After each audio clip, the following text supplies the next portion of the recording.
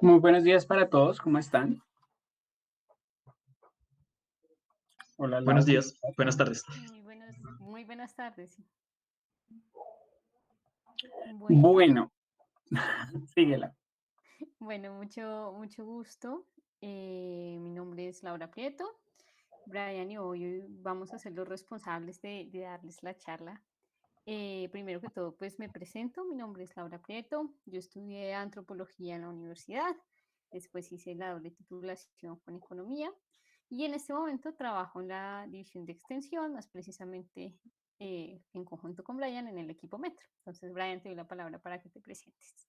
Muchas gracias, Lau. Mi nombre es Brian Lugo, soy economista, doble titulado con Administración de Empresas de la Universidad Nacional y actualmente me encuentro haciendo una especialización en inteligencia de mercados. Bueno, como ya lo comentó Lady, el día de hoy es la tercera sesión de este ciclo de mercadeo. Nosotros, o bueno, les haremos con un poco de resumen de lo que han visto con, o de lo que vieron con Ronald y con Marjorie. Estas sesiones están pensadas como un embudo. Vamos primero de lo general, de algunos conceptos sobre mercadeo que vieron con Ronald. Aterrizamos en la investigación de mercados, que fue la sesión de Marjorie. Y hoy, pues nosotros vamos a coger unos elementos de las sesiones anteriores y los vamos a llevar hacia la aplicación de técnicas para obtener datos que nos van a servir como insumo para realizar investigaciones de mercado. Entonces, la agenda que tenemos preparada para ustedes el día de hoy, miren, Qué por pena, acá Lau, voy un segundo. a presentar. Ahora sí. Listo. Entonces, la sesión que tenemos, la agenda que tenemos para el día de hoy es primero, bueno, como les comentaba, una breve recapitulación sobre el mercado y sus alcances, haciendo también algunas reflexiones sobre conceptos más recientes o tendencias más recientes en esta disciplina.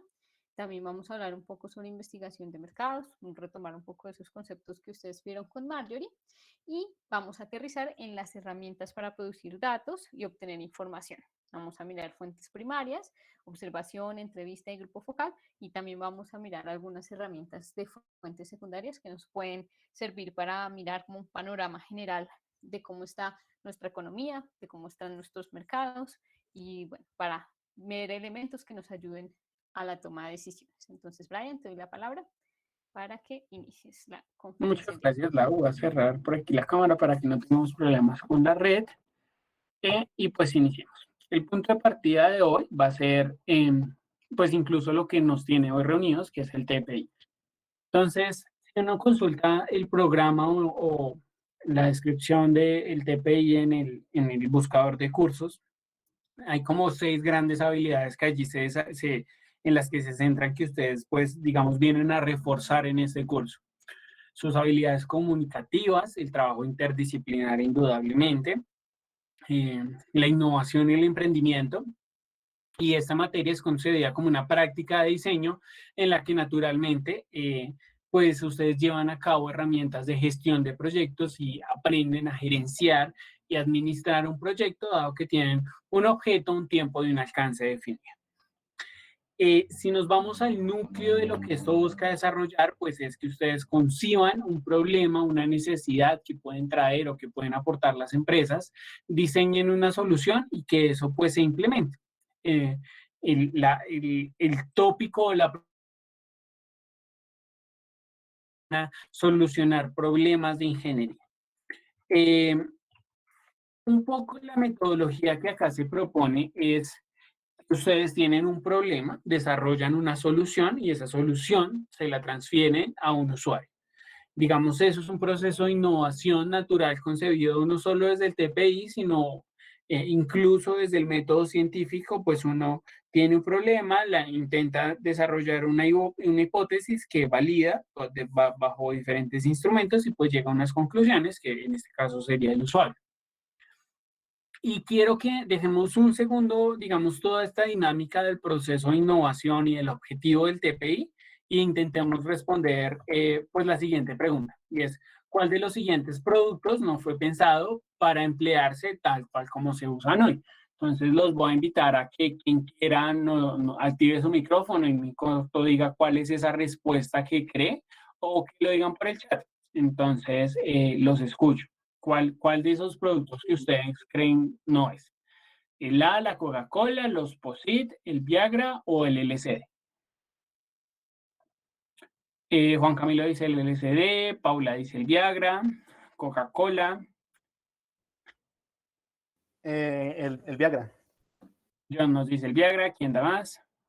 ¿Alguien que le apuesta a los POSIT?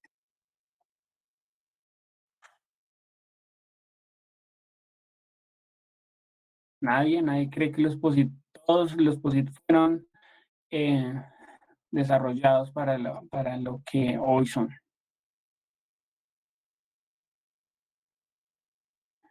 ¿Quién da más? Coca-Cola, Viagra, LSD, nos quedamos con esas tres opciones. Todos.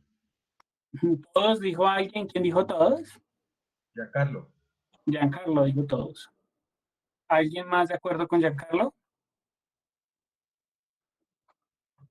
Bueno, en efecto, Giancarlo tiene mucha razón. Ninguno de los productos que está en pantalla fue pensado para los que verdaderamente, digamos, están aplicando hoy en el mercado. La Coca-Cola, un farmacéutico de apellido Pemberton, estaba, pues al ser farmacéutico, quería tener un jarabe de vino y extracto de coca que se usaba para curar dolores de cabeza y desórdenes nerviosos. Posteriormente, por su sabor, fue mutando y hoy es la bebida, pues, digamos, refrescante que se consume. Spencer Silver desarrolló un pegamento que él quería fuera usado en aviones. Sin embargo, el resultado que él estaba teniendo pues, fue un pegamento muy débil que en su momento pues no le encontró utilidad. Eso fue como en 1968. Como 20 años después, digamos, una persona se da cuenta que necesitaba, digamos, pegar y despegar papeles para poder transmitir ideas y retomó ese pegamento que estaba por allá engavetado en los inventarios de 3N. Y son ellos quienes verdaderamente pues ahora tienen estas notas adhesivas que incluso han evolucionado a dinámicas virtuales. El Viagra, científicos del hospital de Morrison en Estados Unidos desarrollaron y patentaron un medicamento que era para la hipertensión arterial y la angina de pecho. Cuando el producto fue lanzado, digamos, ellos lo habían medido dentro de las pruebas de laboratorio y los ensayos clínicos, tenían claro que uno de los efectos adversos era, pues, erecciones en los hombres, sin embargo, en los hombres y más útil en los hombres de mayor edad. Como un efecto adverso. Sin embargo, después se dieron cuenta que mucha gente estaba comprando el medicamento y lo hacía precisamente por estos efectos adversos. Entonces, lo que hizo Pfizer, fue en Estados Unidos uno puede patentar usos y patentó un segundo uso que era como un potenciador sexual. Entonces, pues inicialmente, ahora solo se comercializa como potenciador sexual, más no como pues un dilatador necesariamente para la hipertensión o para la angina de pecho. Y por último, Hoffman, quien era un químico que estaba buscando sintetizar una droga que sirviera para diferentes usos médicos, pero dice el mito que por equivocación probó la sustancia que estaba pues sintetizando y que se dio cuenta de los efectos alucinógenos que tenía el LSD. En conclusión, todos los productos que ustedes ven en pantalla, comercializados de forma legal o ilegal, ninguno de ellos inicialmente fue pensado, pues digamos, para resolver ese problema que se tenía en la cabeza. Es lo que la idea que nosotros hoy queremos venir pues a traerles, que es el mercadeo, que cuando ustedes se paran y entienden la utilidad que el mercadeo les puede traer, pues todas estas flechas unidireccionales pasan a ser bidireccionales, porque ustedes tienen la capacidad de, si bien entienden un problema porque están conectados con un usuario, desarrollan una solución que entra en contacto con el usuario, pero que también está en contacto con el problema y se generan dinámicas bidireccionales en la que, digamos, encuentran un jarabe para el dolor de cabeza, pero lo pueden transformar en una gaseosa refrescante. Sí, es verdaderamente esa visión del mercadeo la que permite que el proceso de relacionamiento con el cliente genere dinámicas más fructíferas para la solución que ustedes están llegando. Les pido disculpas por la diapositiva que está llena de texto, pero quería traerles, y quiero que lo leamos textualmente, que los cargara información porque sé que el TPI es bastante trabajo. El artículo se los voy a compartir con Lady para las personas que los quieran leer. Espero que les genere la suficiente incomodidad para que tengan curiosidad por leerlo. Entonces, pues leamos estas 3 primeras conclusiones que Levi nos aporta en su artículo de la miopía en el marketing. Entonces, él dice, debido a que los productos electrónicos son altamente complejos y sofisticados, las planas ejecutivas tienen un exceso de ingenieros y científicos. Esto crea un sesgo selectivo a favor de la investigación y la producción a expensas del marketing. La organización tiende a verse a sí misma como dedicada a producir cosas y no satisfacer necesidades de los clientes. El marketing se trata como una actividad residual, algo más que debe hacerse una vez concluida la tarea vital de creación y fabricación de productos. A este sesgo a favor de la investigación, desarrollo y fabricación de productos se agrega el sesgo a favor de lidiar con variables controlables.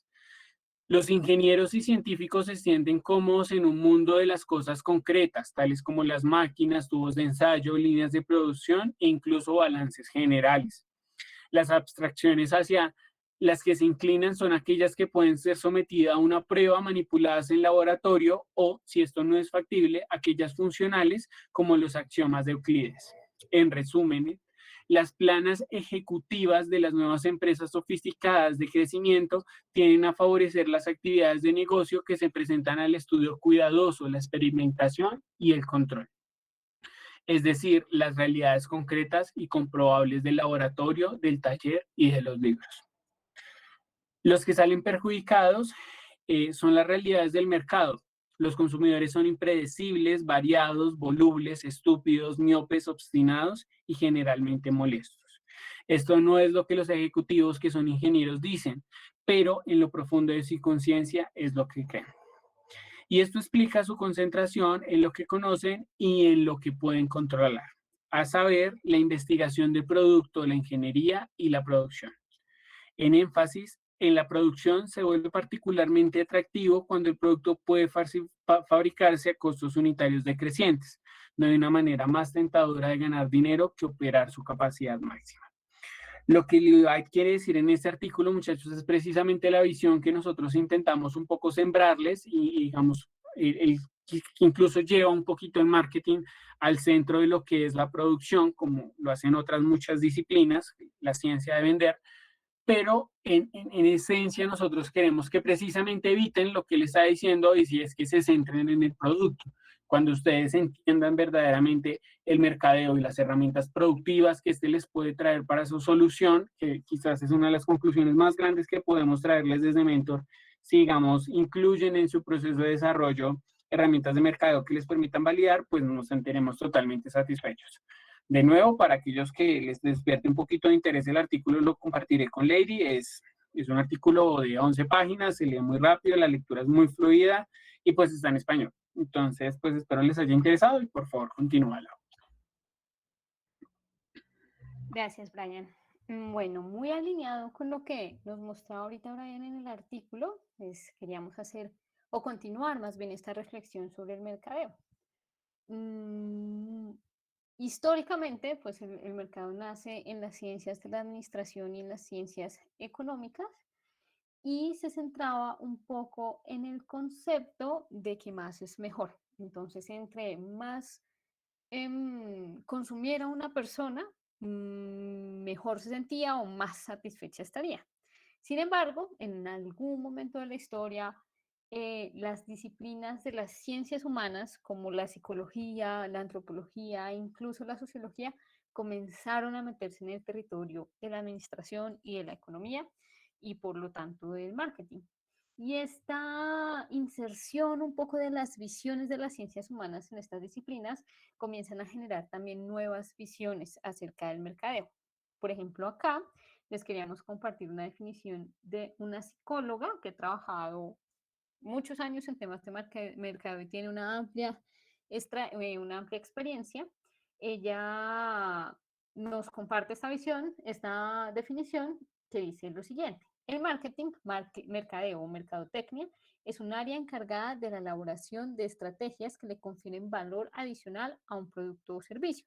Se encarga además de la construcción de canales que conecten a los consumidores con una marca específica.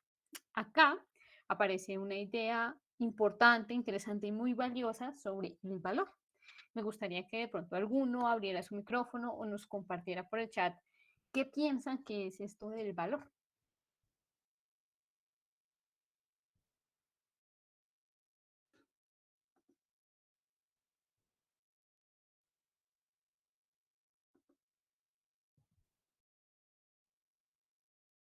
¿Alguien que se anime?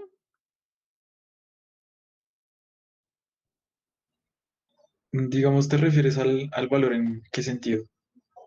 En general, puedes verlo en el contexto de esta definición. ¿A qué se refiere ella con agregar valor adicional? O cuando tú piensas en algo que es valioso, cuéntame por qué sientes que es valioso, qué es eso que le aporta valor. Ok, mm, tal vez sí, como algo que yo encuentre en eso que no encuentre en otras cosas. Sí, puede ser, puede ser. Por ejemplo, acá alguien también aporta algo distintivo a mi producto, es diferente a los demás. Sí, Esa, puede ser. esa A ver. definición se constriñe mucho a una concepción del valor económico, ¿no? En el mercadeo tradicional sí, pero la visión de ella no. De hecho, la visión del valor que ella nos da en esta definición y en su libro, que en este momento se me acaba de ir el nombre, pero apenas me acuerdo se los comento, lo que ella señala acá por valor es precisamente una definición más bien subjetiva. Si el valor es una serie de características o de cualidades que nosotros vemos en algo que hace que lo veamos diferente a los demás o que nos parezca importante o que nos genere cariño, afecto. Ese es el valor al que ella se refiere. Entonces, lo que ella acá nos dice en el mercadeo o la visión que ella introduce es que este tema de las emociones, que este tema un poco de los símbolos, de lo que representan las cosas y los objetos para nosotros, es importante. Y ahí nace esta visión que se llama la visión insight, o acá, pues como ya lo nombra, porque muchas cosas del mercadeo vienen en inglés, es la insight vision. Es una nueva tendencia en el mercadeo, una tendencia que busca mirar elementos muy intrínsecos de la cultura, muy intrínsecos de la emoción de las personas para precisamente generar unas conexiones emocionales entre las marcas y los consumidores o entre los productos y los consumidores. Podemos pasar a la siguiente, Brian, por favor. Acá tenemos justamente esta división histórica en la disciplina del mercadeo. Anteriormente, anterior a esto que les comentaba, que llegaran por ahí las ciencias humanas a hacer aportes, se consideraba a los seres humanos como los homos económicos. Esta es la concepción que viene, que nos comentaba Giancarlo, viene de la economía. Este ser humano se concibe como un tomador de decisiones extremadamente basadas en cálculos costo-beneficio. Es un consumidor muy racional que busca maximizar su satisfacción. Por eso también antes les comentaba el tema de que en un momento de la historia se consideraba que la satisfacción en el consumo para las personas estaba en comprar mucho o en consumir muchas cosas. Entonces, en la economía eso se tradujo incluso en unos modelos matemáticos, donde se construyen unas cosas que se llaman curvas de utilidad y se hacen unos procesos de maximización en donde uno calcula cuál sería el consumo óptimo de una persona pensando justamente en la lógica de que entre más consumas mejor. Sin embargo, cuando llegaron estas otras disciplinas, comenzaron a decir, no, no, no, señores, ustedes se equivocan porque la forma en la que toman las decisiones de consumo los seres humanos o las personas no tienen esos mecanismos ultrarracionales. Al contrario, se comenzó a ver que la forma en que las personas toman decisiones de consumo por lo general son basadas en la parte emocional o en la parte simbólica, tiene que ver con sus experiencias vitales, las cuales también están muy marcadas por quién es su familia, por el país en el que nació, por sus valores incluso religiosos. Es ahí cuando uno dice, bueno, cuando una persona compra ciertos bienes de lujo, compra este bien de lujo, ¿por qué? Por las características físicas de dicho bien o al contrario, porque le da estatus, porque le da poder, porque lo representa o la representa como un sujeto de poder ante la sociedad y eso es la señal que quiere enviar al mundo. Bueno, por X o Y razón, pues se comienza a señalar que las personas toman decisiones emocionales. Y es acá donde entra lo que hablábamos al inicio de la sesión, es de qué técnicas podemos utilizar para construir datos. Datos que nos permitan entrar a ese mundo de lo emocional, a ese mundo de lo cultural o a ese mundo de lo simbólico, porque en este punto de la evolución del marketing pues sabemos que esto es muy importante o esta información es muy importante para que yo pueda tener o tomar decisiones de mercadeo exitosas. Entonces acá tenemos unas técnicas que precisamente migran de las ciencias humanas que nos van a permitir producir esos datos, que nos van a ayudar a entender un poco qué es lo que la gente valora y valora, porque si bien las personas valoran cosas distintas, pues hay otros elementos en los que se comienzan a encontrar patrones, porque lo que nosotros valoramos, ¿sí? Las características que a nosotros nos gustan o que preferimos, pues también están marcadas por nuestra cultura, por en dónde estamos, por quiénes son nuestras familias y por nuestros valores históricos comunes como sociedad. ¿Podemos continuar, Brian, por favor? Listo, entonces ya vamos a continuar aterrizando todo este tema a la investigación de mercados, toda esta reflexión, esta visión del mercado a la investigación de mercados y continuaremos con estas herramientas que nos van a servir para producir datos en estos contextos. Y listo. Entonces, antes de hablar de las herramientas que nos permiten producir datos, hablemos de pues lo previo a la investigación de mercados. Entonces, hay dos pasos muy importantes y estos dos pasos deben ser, digamos, donde ustedes se centren más al inicio. O sea, ¿por qué? Porque, digamos, son las bases sobre las cuales se va a levantar su investigación de mercado y si esas bases no están bien fundamentadas, los resultados que obtenga, pues no van a obtener el mejor alcance. Lo primero es establecer cuál es el objetivo por el que quiero llevar a cabo una investigación, es decir, cuál es ese propósito y ese propósito que entender ese problema que quiero entender, caracterizar, incluso resolver qué objetivos me arroja. Una vez yo tengo claro la definición de ese problema, pues ya puedo pasar a pensarme cuál es el método que quiero establecer. En general, cuando se habla de investigación de mercados, podemos hablar de tres tipos de métodos: investigaciones exploratorias, descriptivas o causales. En las exploratorias encontramos herramientas que nos permiten reunir información preliminar que nos ayuda a definir problemas que nos permitirían inferir hipótesis o incluso quizás un poco caracterizar hipótesis que tengamos. Entonces son diferentes herramientas, como su nombre lo indica, que nos permiten aproximarnos a un mejor entendimiento, pero de forma muy exploratoria y somera. Es como si yo quisiese capturar información y a partir de esa información, que no sé muy bien qué resultado me pueda arrojar, obtener unos resultados. En la descripción descriptiva, pues yo ya lo quiero, digamos, quiero entender un poco mejor a una respuesta de qué es lo que está pasando sin preguntarme el cómo. O sea, qué es lo que está pasando, pero no cómo está pasando o por qué está pasando.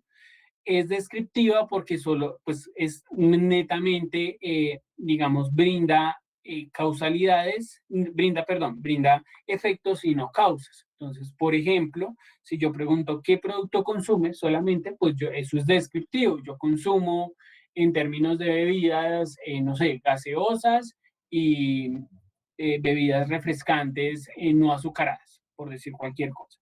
El lugar donde compra, eso es netamente descriptivo. Y la causal es cuando se usan para probar hipótesis relacionadas entre causa y efecto.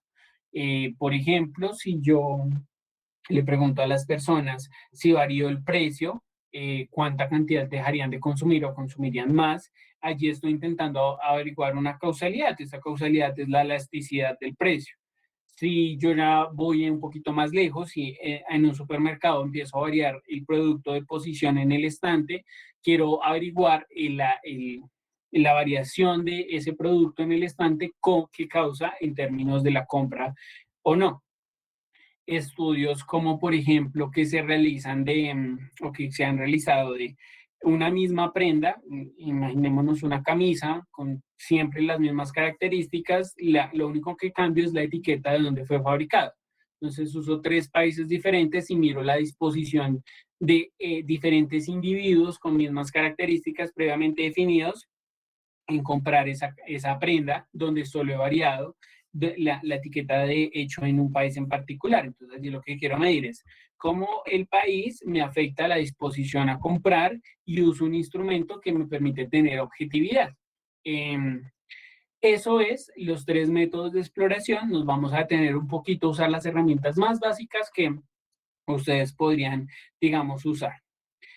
Algo que es supremamente importante de resaltar es pues, que ustedes tienen que realizar un análisis del entorno.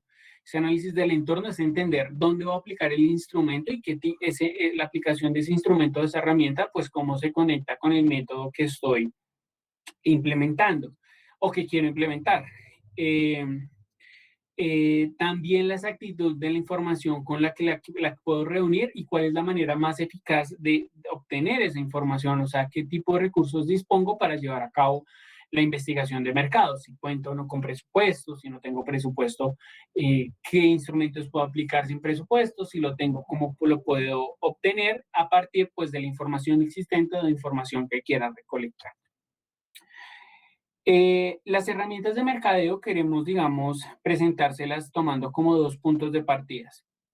Un enfoque que es muy particular, muy centrado en el individuo y por el que vamos a iniciar, que es un enfoque general. Ese enfoque vamos a entender que es cuando quiero tener investigaciones exploratorias o descriptivas. Es muy si ustedes imaginarse en su proyecto por fases, es una fase del proyecto donde verdaderamente yo lo que quiero es aproximarme al mercado, al problema que quiero caracterizar. Cuando partimos de ese enfoque general, debemos entender que las fuentes de información serán principalmente secundarias. En ellas, pues tendremos como 2 tipos de análisis o puntos o sectores o puntos de partida. Entonces tenemos el mercado y la competencia. Y para cada uno de ellos hemos traído algunas preguntas sugeridas.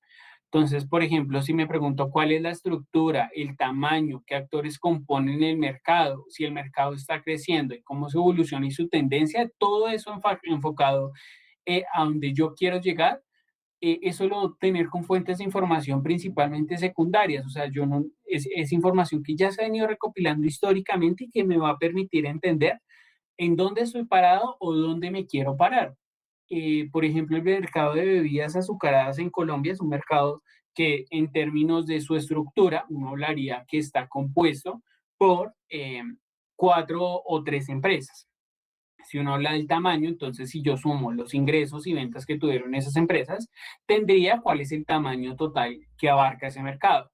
Los actores que los componen, entonces en términos de su estructura, sus actores cómo están fraccionados al interior de sí mismos o cómo están relacionados con otros actores que están por fuera, por ejemplo, en mi país.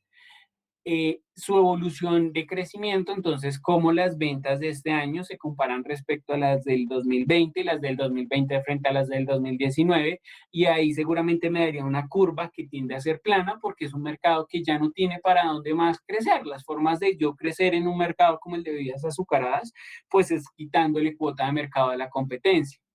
En términos del mercado nacional, por ejemplo. Digamos, la gente que ya consume bebida azucarada, pues ese crecimiento es muy plano, que es, digamos, la nueva población que va entrando, pero es una tendencia más bien plana hacia el crecimiento. Y su evolución y tendencia, pues yo podría empezar a hablar de cómo antes se consumían bebidas azucaradas diferentes a las que se consumen hoy. Y eso, pues, puedo cortarlo globalmente o regionalmente. O sea, yo puedo hablar en una región como lo puede ser, por ejemplo, Antioquia versus Cundinamarca, o lo puedo hablar de Colombia versus Chile, o puedo hablar de Latinoamérica, o puedo hablar de América, o puedo hablar de América versus Europa. Las herramientas para este tipo de cosas, hay industrias especializadas en, digamos, obtener información y procesarla. Digamos, una fuente muy recurrente que ustedes van a ver en estas diapositivas es una de las bases de datos más usadas en términos de investigación, que es Euromonitor de Passport. Esta herramienta, digamos, responde a este y otro tipo de preguntas y lo tiene sectorizado por países, lo aterriza muy bien. Desafortunadamente, en este momento la Universidad Nacional pues no tiene recursos para pagar esta plataforma. Ponemos acá un icono pues de contacto a un amigo, porque en general casi todas las universidades privadas de la región pues tienen. Si ustedes tienen amigos en la Sabana, la Javeriana, los Andes, la EXI, universidades de este corte, y ellos les pueden facilitar el acceso a estas bases de datos con un carácter netamente educativo, pues seguramente van a tener allí una fuente de información muy valiosa. Sabemos que no es lo ideal, pero pues es la realidad a la que nos enfrentamos.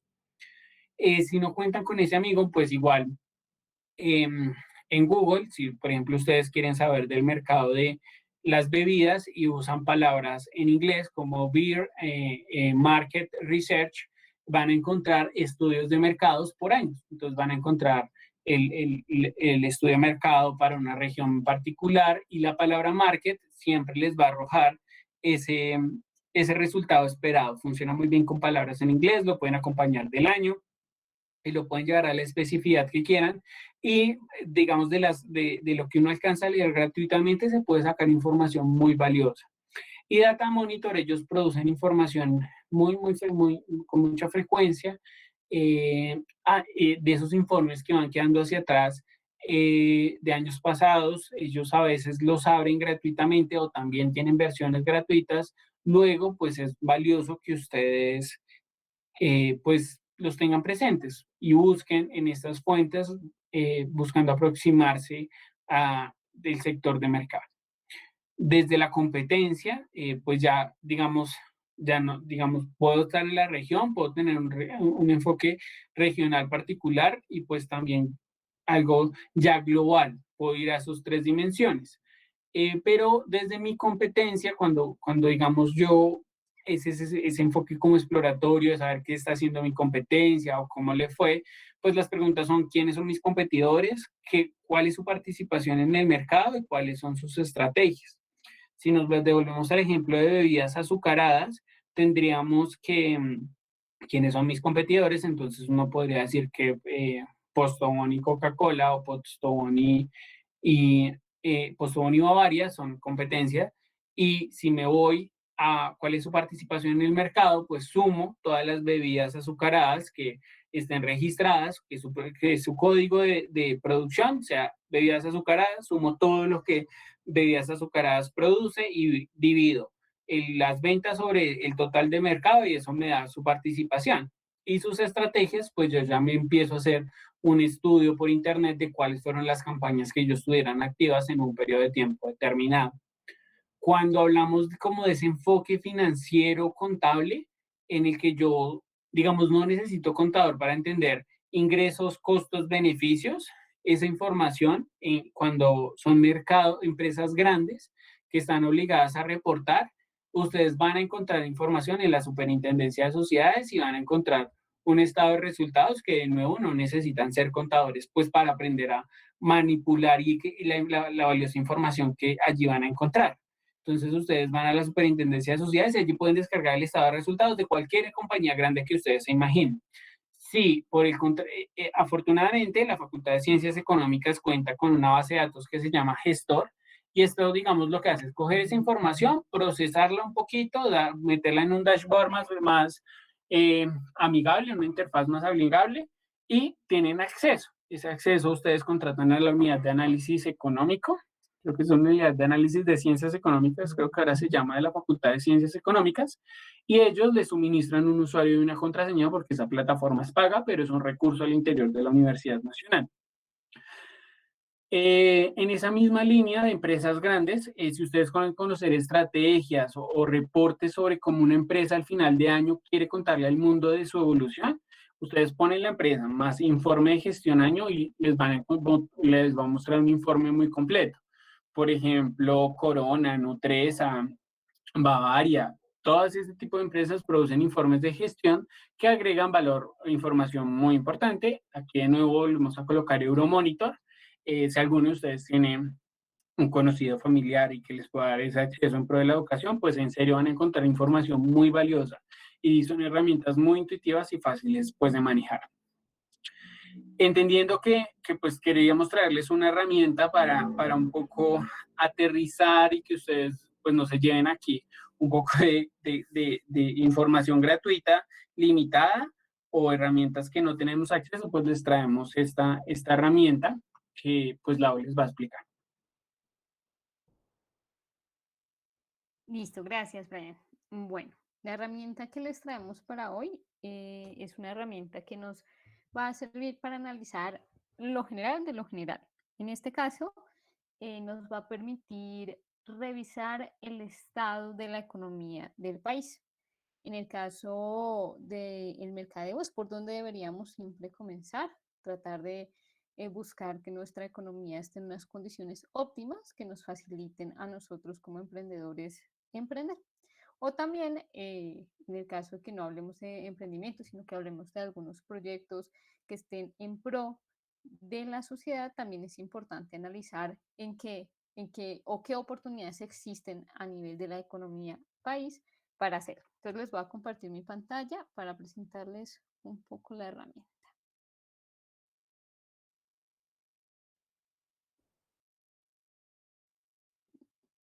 Listo, me confirman por favor que la puedan ver.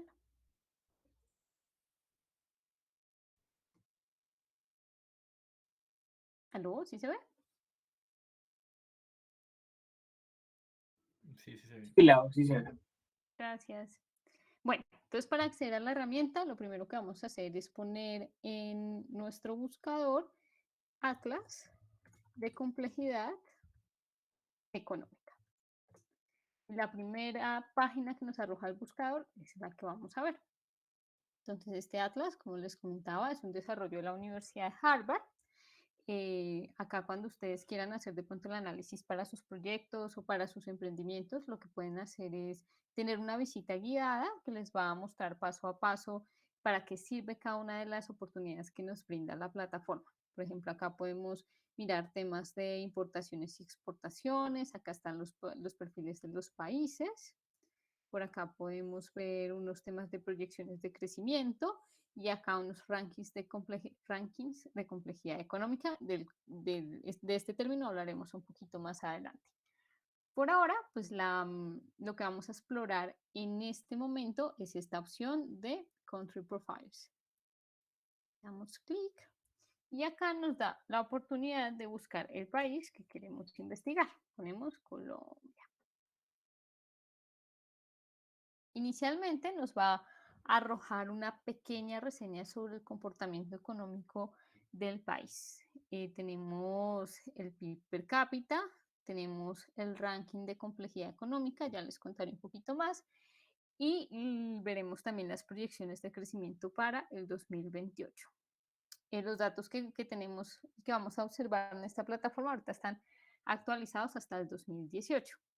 ¿Qué es importante para nosotros observar como una economía bien comportada? Algo que es importante y que nos va a dar luces de que hay oportunidades y que la economía tiene una buena dinámica que nos va a permitir justamente si hacemos emprendimientos tener oportunidades de crecer.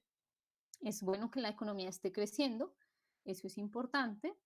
Es una economía compleja, ya les ahondaré un poquito más en este término de complejidad, y también que tengamos unas proyecciones de crecimiento que sean importantes. Me gustaría, antes de seguir, saber si todos tienen claro el término PIB per cápita o si les gustaría que les explicara un poco más de qué se trata. Por mi parte, creo que sería bueno si lo explicaras, por favor. Dale, muchas gracias. Listo, entonces el PIB se define como el valor en dinero de todos los bienes finales que se producen en un territorio en un determinado periodo de tiempo. El PIB lo podemos medir de forma trimestral y bueno, se mide usualmente de forma trimestral y anual. En este caso tenemos el valor per cápita anual. Se tienen en cuenta todos los valores de los bienes finales porque estos bienes finales ya contienen el valor de los bienes intermedios, está como incluido en su precio. En esa medida, si los contáramos otra vez, estaríamos haciendo una doble contabilidad.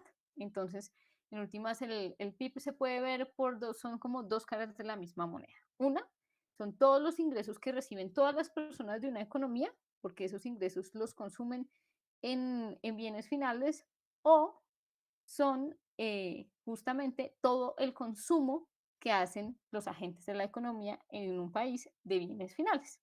Por eso el PIB, su fórmula o su ecuación es el PIB es igual al consumo de las personas más el consumo del gobierno o el gasto gubernamental más la inversión más las exportaciones netas. Y acá, cuando se habla de PIB per cápita, es ese valor, ese ingreso del país dividido por todo el número de población. Por lo tanto, nos dice en promedio los ingresos que tiene cada persona del país. O, que es lo mismo, lo que en promedio gasta cada persona del país en bienes finales. No sé si quedó claro o hay alguna duda.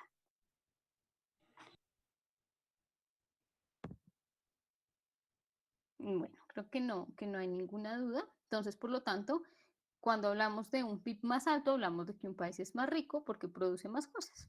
Y por eso es bueno que para nosotros como emprendedores, que una economía esté creciendo. Eso quiere decir que hay mayores ingresos y que por lo tanto hay una demanda mayor para cualquier producto que se produzca en la economía. Entonces acá el Atlas, en la reseña que nos da, nos dice que Colombia es un país de ingreso medio alto, que se encuentra en la posición 67 de los países más ricos per cápita de los 133 países estudiados. Tiene aproximadamente 49.6 millones de habitantes y el ingreso per cápita que reportan para el país es de $6.667.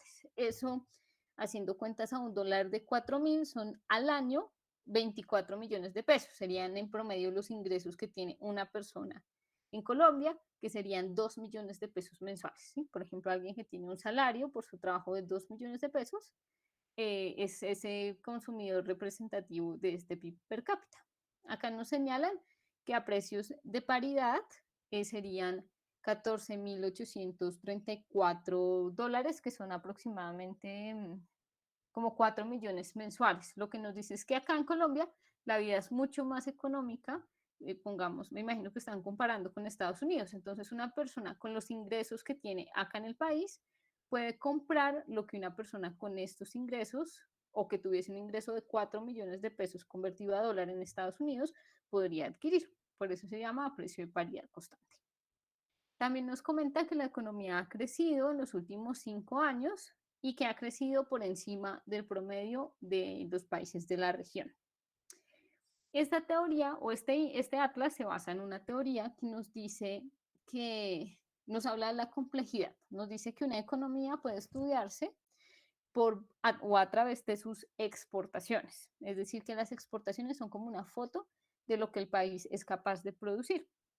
Y lo ideal es que un país produjera insumos o bienes complejos. Por eso se conoce como índice de complejidad económica. Un producto complejo es aquel que requiere mucho conocimiento involucrado para ser producido. Sí, son productos que tienen mucho valor agregado. Entonces, entre más alto sea ese índice, la economía es más compleja y se asocia que la complejidad permite o genera más riqueza. Entonces, los países que son más complejos en su economía suelen ser países más ricos.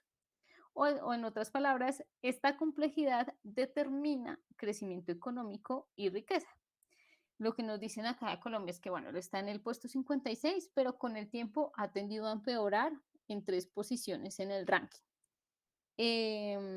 También nos señalan que la complejidad de este país es un poco más alta de lo que se espera para un país con los ingresos que tiene Colombia. Por eso a futuro se proyecta que la economía crezca, pero va a crecer lento. Y ese crecimiento se proyecta en un 3% para la próxima década, lo cual es bajito, pero pues tenemos las condiciones de las que hablábamos que son positivas. Es un país que está creciendo, es un país que tiene unos ingresos medio altos y es un país que no tiene tanta complejidad, Pero pues eso no es tan bueno, pero representa una oportunidad y es ahí donde ustedes pueden comenzar a ver puertas abiertas para sus proyectos y las cosas que quieren hacer en términos de la generación de valor. Entonces, bueno, acá nos permite seguir explorando, nos va a mostrar como la estructura económica, las dinámicas de mercado, la estrategia por espacio de producto, más tardecito hablaremos de qué es eso espacio de producto, y las oportunidades de crecimiento. Entonces le damos clic y nos va a mostrar una serie de gráficos que nos va a permitir comprender un poco más el comportamiento del país. Al lado izquierdo, esto es algo muy positivo de la plataforma, vamos a encontrar siempre una breve reseña que nos van a explicar los gráficos que encontramos. Entonces, esta es la dinámica de las exportaciones. Recuerden que bajo esta teoría, esto nos permite ver las exportaciones, pero nos permite ver también al país. Es decir, que esta es también una radiografía de cómo se comporta la producción del país por sector. ¿Qué podemos observar? Que el país está muy concentrado en la producción de minerales. Está el petróleo, creo que es el que tiene más peso, está el carbón y están otros minerales. Pero lo otro que podemos ver, que es un poco alarmante en términos del país, es que los otros bienes que son importantes, que tienen harto peso, son bienes de muy baja complejidad o bienes primarios. Vemos acá la parte del agro, el café, las flores, las bananas y plátanos, el aceite de palma. Vemos también otros primarios que son, si no estoy mal, estos son metales, piedras. Hay uno pues que ha ido creciendo, que ha sido un poco por impulso y por un interés gubernamental por la economía naranja, todo el tema del turismo y del transporte. Entonces esto ha crecido, pero más adelante vamos a ver que esto también tiene baja complejidad.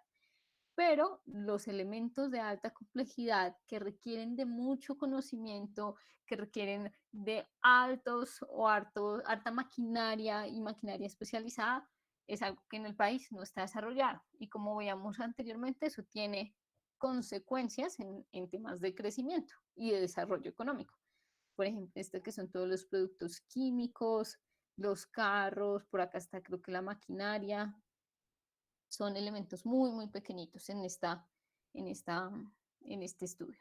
Vemos también que nos muestran los principales países a los que exporta Colombia. El primero es Estados Unidos, segundo China y tercero Panamá. Seguimos por acá explorando. Este diagrama también creo yo que es alarmante en términos de la economía del país y de su comportamiento en materia de producción, y es que nos va a indicar qué tan complejos son los productos y los bienes que produce el país. Vemos que casi todo está en este color en piel, café,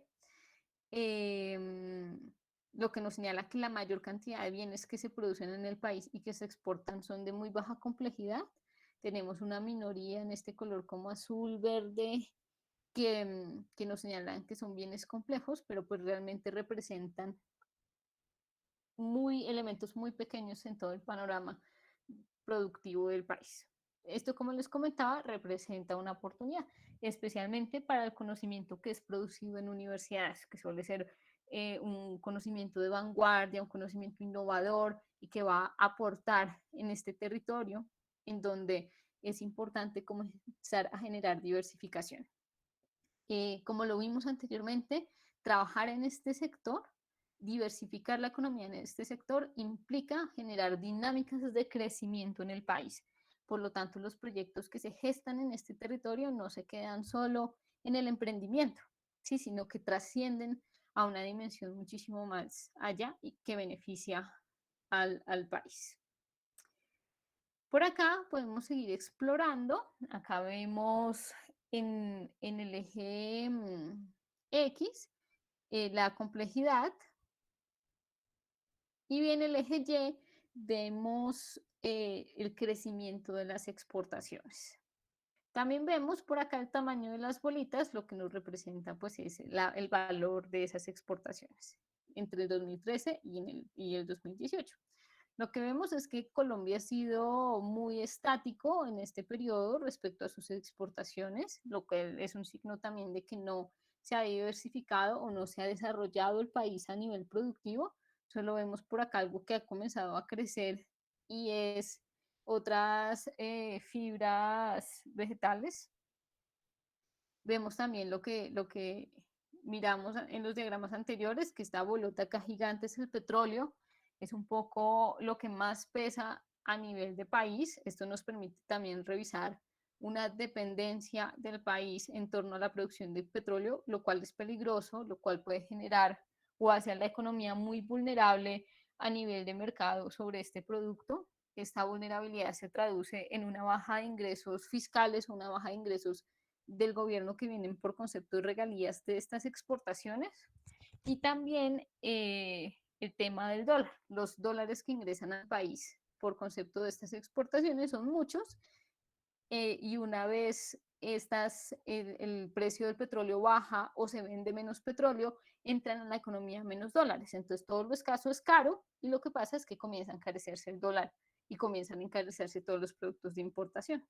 Entonces, pues una de las rutas que muestran la vulnerabilidad de que dependamos tanto de esta bola de acá. Como lo veíamos también anteriormente, vemos un poco de crecimiento de estos dos elementos que son turismo y viajes, y la parte del transporte, que hace parte como de una política institucional por impulsar la economía naranja. Pero acá vemos el mismo panorama, una gran cantidad de productos de baja complejidad y también pues una cantidad de productos con relativa complejidad, pero pues con un peso muy pequeño a nivel de producción y exportaciones del país. En este otro diagrama que nos muestra el Atlas, lo que podemos observar es como la cuota del mercado de cada uno de los productos que se exportan por sector. Entonces, vemos que lo que más exporta Colombia y lo que más produce es petróleo, como les comentaba. Eso nos pone en una posición de mucha vulnerabilidad, pero lo otro que vemos es que Colombia no es gran exportador prácticamente de nada, solamente de petróleo, que igual estamos en un orden del 0,6 al 1%, y algunos bienes agrícolas que pues se han visto afectados, se están exportando cada vez menos. Bueno, seguimos acá explorando. También vamos a ver con el tiempo cómo ha evolucionado Colombia en cuanto a su productividad. Este diagrama nos dice que entre el 2013 y el 2018 solo se han incluido a la canasta productiva del país 11 productos nuevos. Y como lo vemos acá por los colores, están en piedras, están en químicos, están en minerales y en productos agrícolas. Los que más pesan, de nuevo, son los productos minerales y los productos agrícolas. Por ejemplo, acá esto nuevo que se está exportando y produciendo mucho es me comentaban en la sesión anterior del TPI, que era como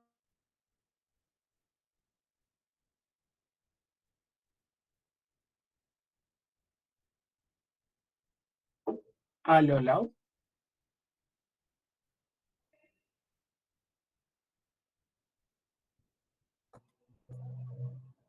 Esperemos un momento, ya Lau se volverá a conectar con nosotros. ¿Aló? ¿Ya me Ahora escucha? sí.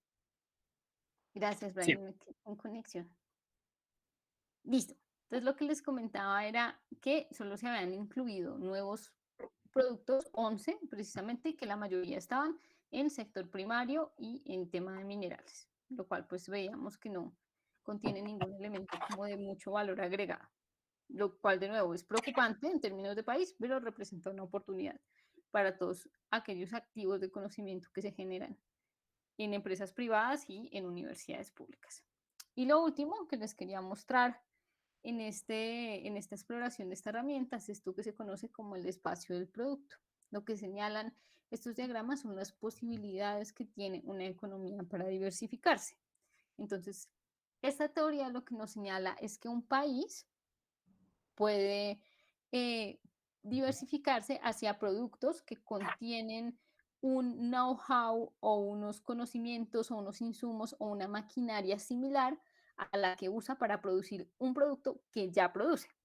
En esa medida puede hacer unos saltos cercanos e irse diversificando de a poco.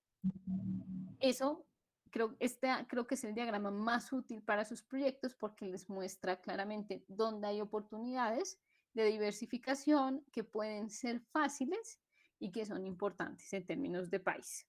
Acá nos muestran la historia de la herramienta y cómo funciona, y acá vemos el que es para Colombia. Entonces, las bolitas que tienen color son los productos que produce Colombia, el color significa el sector al que hacen parte, y las blanquitas pues son las posibilidades donde se pueden diversificar. Entonces, por ejemplo, vamos con esta. Esta es el petróleo y el crudo. Si produjéramos esto, podemos diversificarnos a la producción de amonio, creo, o amoníaco, no sé. Si nos diversificamos acá, podríamos irnos a estos otros productos que vemos por acá, a gases del petróleo y demás. Como vemos, en el caso del petróleo, la diversificación no es fácil y tampoco tiene saltos tan cortos, pero hay productos, si lo ven acá, que sí tienen posibilidades de diversificación bastante amplias. Ya es de pronto tarea de ustedes si quieren hacer un análisis por este sector, ver cuáles son las posibilidades de diversificación que existen y las rutas para hacerlo. De acuerdo a esto, a este análisis del espacio del producto, en el Atlas se hace un proceso de clusterización y generan 3 grupos en este clúster, motivados por o guiados por el índice de complejidad económica y motivados por la facilidad de conexiones que puede hacer un producto que se produce en un país, de acuerdo a lo que les comentaba, know-how similar, maquinaria similar, insumos similares. Sí, qué tan fácil puede ser ese proceso de diversificación. Entonces, Colombia se agrupa en este grupo acá azulito. Para este grupo, la plataforma genera una estrategia. Ellos les dicen que deben usar esta estrategia de acuerdo a este árbol de decisión. Entonces, acá nos preguntan, ¿puede Colombia crecer su economía usando el conocimiento que tiene en este momento? Entonces se responde que no. Dicen, si ustedes no generan más conocimiento o no se diversifican, no van a crecer. ¿Qué tan fácil es diversificarse a nuevos productos? Dice, no es tan fácil porque no hay saltos que estén como muy junticos y puedan hacerse con facilidad. O sea, sí hay distancia entre el conocimiento, entre la maquinaria y los insumos que se necesitan para saltar a producir otros bienes. Y acá la última pregunta que nos hacen es si eso sucede porque Colombia es una frontera tecnológica, es decir, si no puede diversificarse o no es fácil su diversificación porque ya está hiperdiversificada o está hipercomplejizada. O sea, acá nos dicen que no, que lastimosamente no es el caso y que por eso nos representan, nos aproximan o nos generan esta oportunidad, que implica hacer como unas estrategias consolidadas para aprovechar esos saltos que sean cercanos y pues que esos saltos deben ser estratégicos para poder generar una mayor diversificación. Ya ustedes lo podrán estudiar más a profundidad si les interesa este tema o les parece una buena aproximación para sus proyectos, ya sea en el marco del TPI o en el marco de otros proyectos que tengan en mente. En estos no voy a profundizar. Lo último que les quería mostrar es que el resumen que nos genera la plataforma nos dice que Colombia pues ha disminuido 3 puestos en el ranking de complejidad, es decir que acá se encuentra como un inconveniente y un inconveniente es también una oportunidad, que se han agregado solo 11 nuevos productos en los últimos 15 años y bueno, ya vimos que estos productos suelen ser productos primarios o productos basados en economías extractivas. En las dinámicas futuras vemos que se proyecta que la economía va a crecer lento, pero va a crecer, lo cual es positivo. Y lo último es esta estrategia de BEPS Approach que nos recomienda el Atlas debe seguir el país para generar un proceso de diversificación.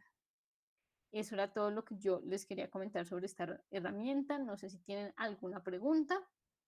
Saben, pueden acceder fácilmente en el buscador poniendo Atlas de complejidad económica.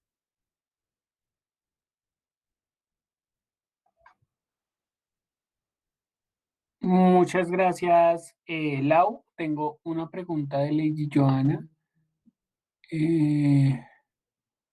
Toca que si nosotros no vemos sus preguntas, nos digan, muchachos, para no dejarlas pasar por alto. Entonces, aquí dice, o también se pueden descargar los estados financieros de la Bolsa de Valores si cotizan en la bolsa. Nos aporta Lady Joana Cardoso. Juan Steven Montenegro nos escribe, no lo tengo claro. Juan Steven, ¿ya lo tienes claro de lo que sea que no lo tenías claro? Sí, señor, gracias. Vale. ¿Alguien tiene alguna pregunta sobre el Atlas?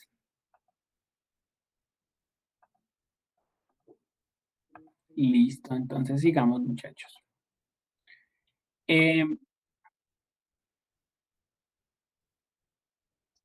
Bueno, entonces un poco para concluir esta primera de dos partes de las herramientas para un enfoque general, debemos pues entender un poquito pues cuáles son esos beneficios y en qué les aporta eso.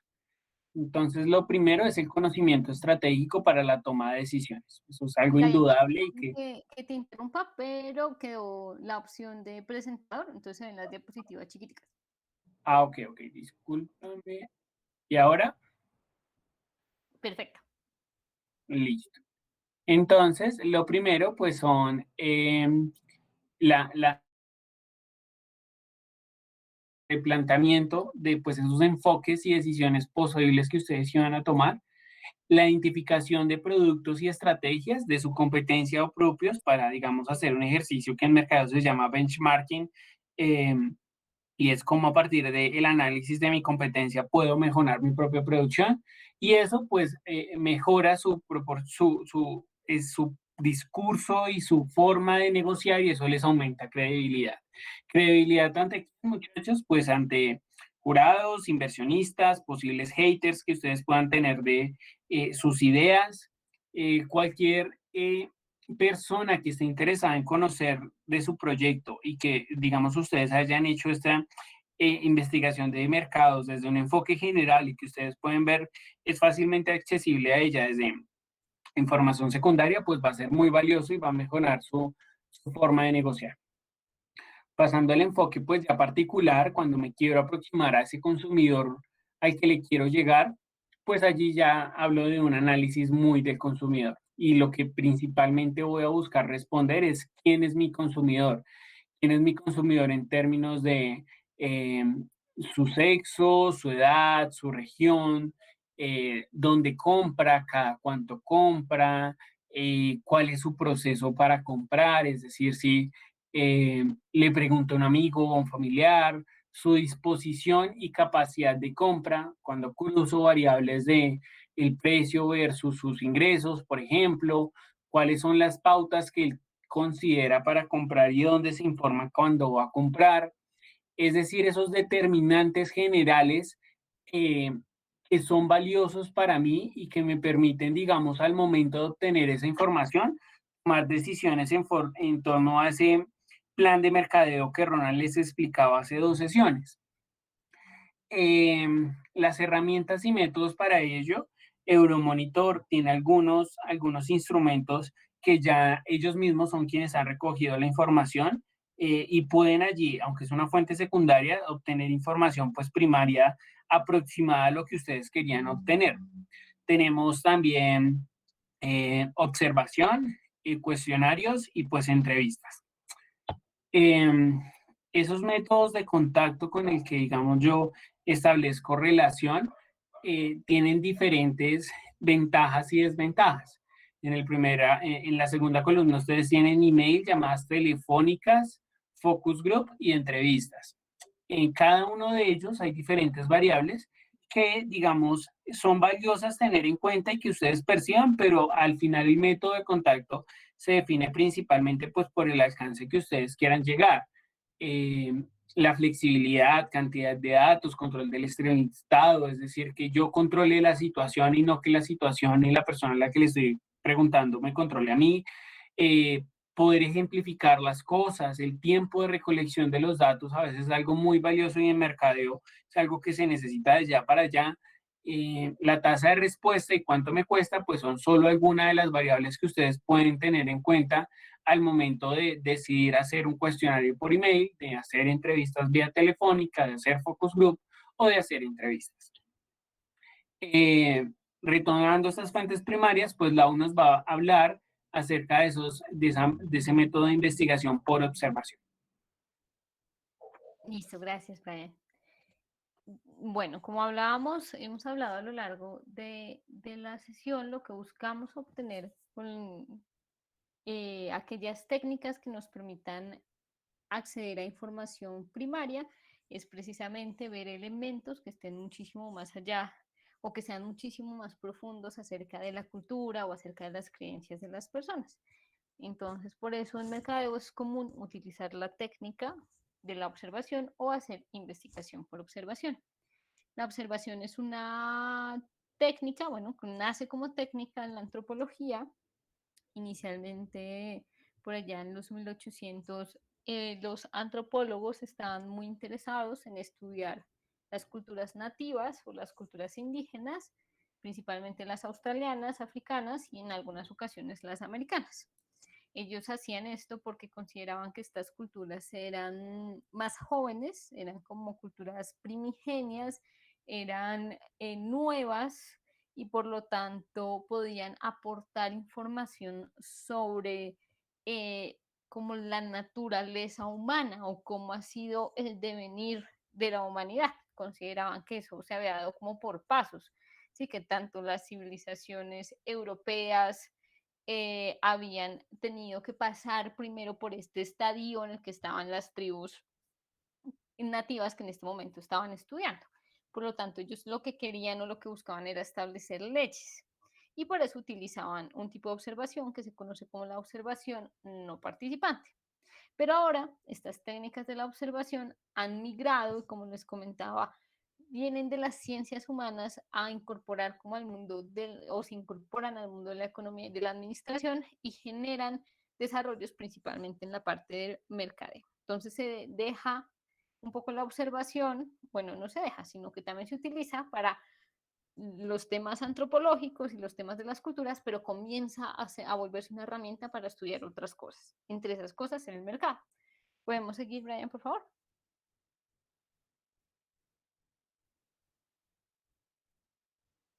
Listo. Entonces, como les comentaba, estos antropólogos de los 1800 utilizaban una técnica que se conoce como la observación no participante. Se caracterizaba porque el investigador, como iba en búsqueda de leyes sobre la humanidad y con un carácter de científico, donde se comparaba la antropología con las ciencias exactas, entonces él no podía involucrarse con aquello que estudiaba y por lo tanto solo observaba como un ente o como un agente ajeno, no podía estar involucrado con lo que observaba.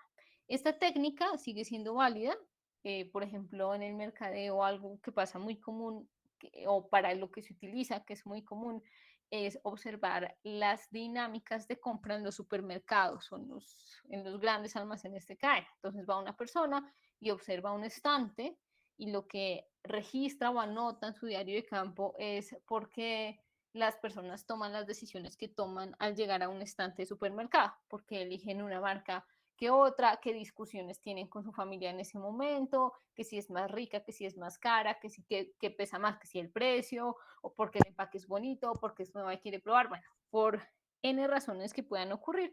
Esta es una práctica que se suele llevar a cabo en los supermercados y que no implica conversar con los compradores, sino únicamente realizar observación. Por otra parte, aparece la observación participante en el mercadeo, pero aparece también muchos años atrás en la antropología. Surge por un señor que se llama Malinowski.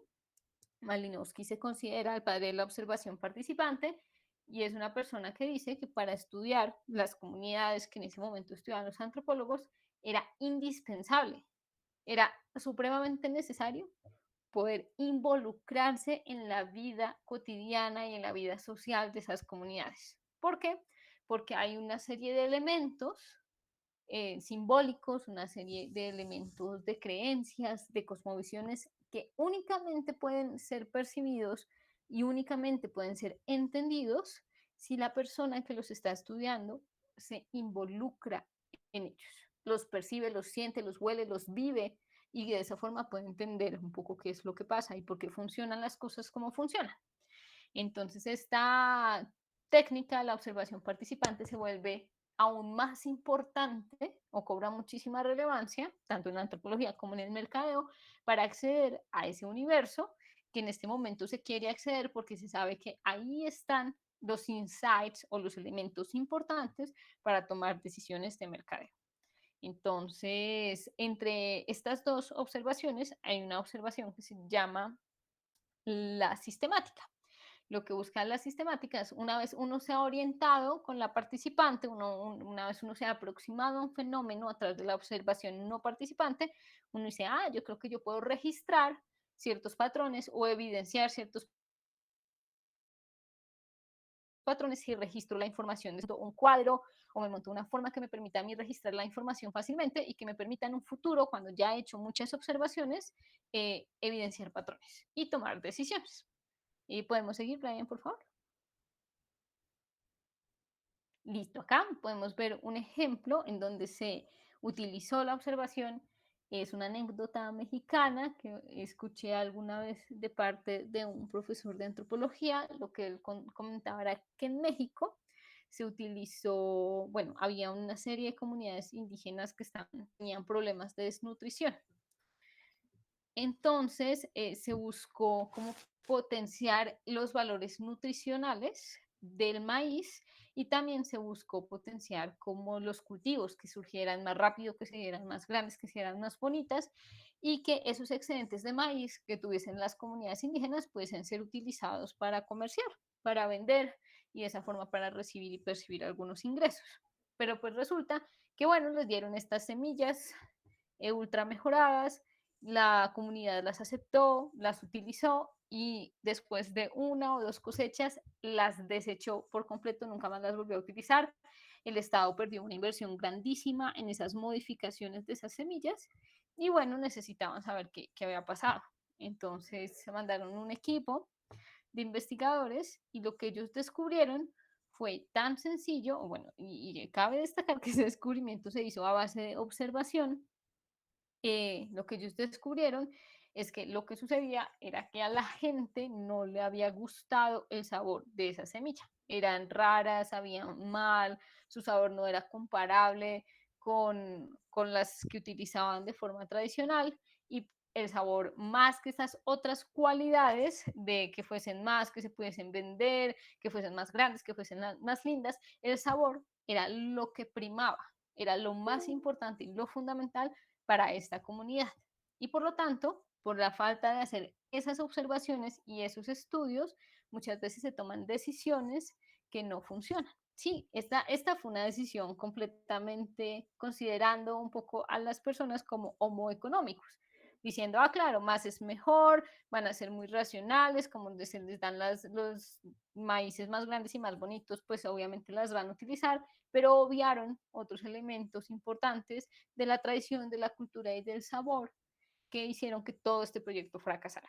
Por lo tanto, es importante buscar las formas de acceder a esos universos en caso de que vayamos a meternos en un proyecto en donde esto sea importante. Listo, Brian, podemos seguir. Bueno, yo creo que voy a saltarme esta diapositiva, era un protocolo de observación, pero pues les quedan las presentaciones por si lo quieren revisar, cómo se elabora un protocolo de observación para utilizar en un proyecto. Y en este caso, pues el propósito que tenía este documento es una tesis de antropología que aborda las iglesias pentecostales y carismáticas desde una perspectiva de mercado, siguiendo unas teorías desde la sociología en donde se concibe como el nacimiento de múltiples iglesias pentecostales como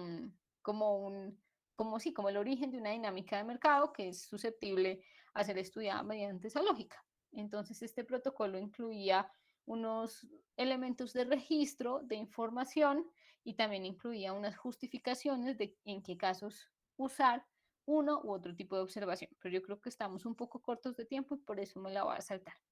Continuemos, Brian. Dale, digamos, nos quedan dos herramientas que ver, de las que les traemos de ejemplos. Estos dos que les vamos a presentar fueron herramientas que se desarrollaron en efecto y la primera es investigación por encuestas. Entonces, lo primero, y de nuevo, cada vez que ustedes vayan a hacer una encuesta, es revisar los objetivos de la investigación. ¿A qué quiero llegar? A partir de ese qué quiero llevar, defino una metodología de mi cuestionario. O sea, cuál va a ser el proceso, si es exploratorio, descriptivo o causal. Y una vez ha pasado eso, pues diseño el cuestionario. Cada pregunta que yo ponga en el cuestionario, yo debo hacer como imaginándome para qué me va a servir esa información y después incluso las preguntas del cuestionario, si las cruzase, qué información adicional a partir de la estadística descriptiva me podrían brindar. No hagan encuestas largas y siempre ofrezcan una recompensa. Cuando las personas, los individuos respondemos mejor a cuando nos sentimos recompensados. Hay un tip adicional que no aparece en la diapositiva y es hacer simulacros entre ustedes o con amigos que pues no estén sesgados. Antes de que ustedes publiquen un cuestionario, valídenlo con un par de personas y miren si verdaderamente lo que esa persona respondió era lo que ustedes esperaban que respondiera. O si ese proceso de validación de esperar lo que respondo es entender si verdaderamente el cuestionario que diseñé se entiende y las personas están entendiendo el mensaje que yo quería brindar. Entonces, denme un segundo ahora aquí el cuestionario inicial y ya les presento el cuestionario que en su momento se aplicó.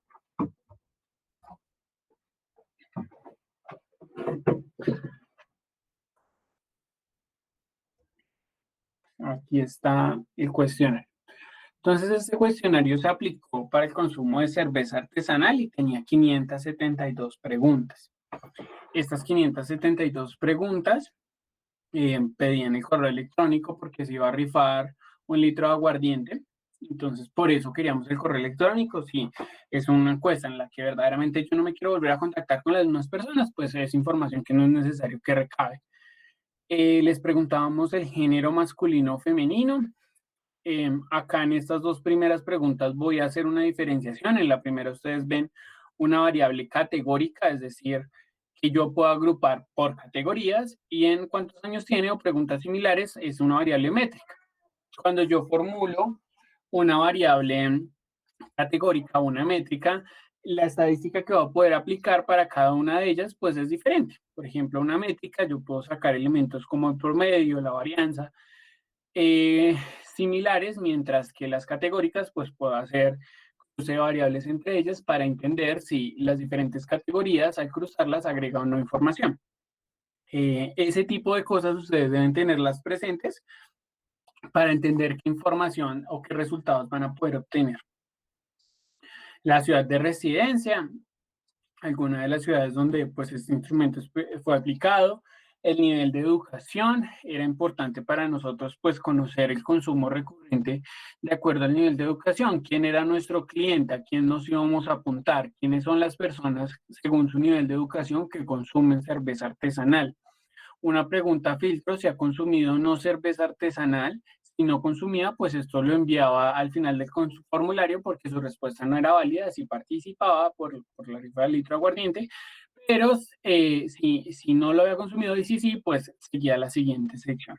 Algo que pasé acá por alto, por ejemplo, también era la edad. Entonces acá ya en las herramientas, esta herramienta que estamos presentando es Forms, una cota que aquí solo tenga respuestas por número entre 18 y 80 años, porque si la persona no tenía esa edad, pues su opinión verdaderamente pues no era muy valiosa. Entonces, si es menor de 18, es una persona que en teoría no puede consumir licor, entonces pues su opinión pasa a ser irrelevante, y al colocarlo como número, pues me permite que a la hora de yo trabajar con los datos, pues sean muy fácilmente sistematizables. Es por eso que estas herramientas se vuelven prácticas y que ustedes cuando diseñen su formulario de una vez lo vayan montando a esa herramienta o la que desean usar para entender precisamente cuáles son las ventajas y qué tipo de pregunta podrían usar.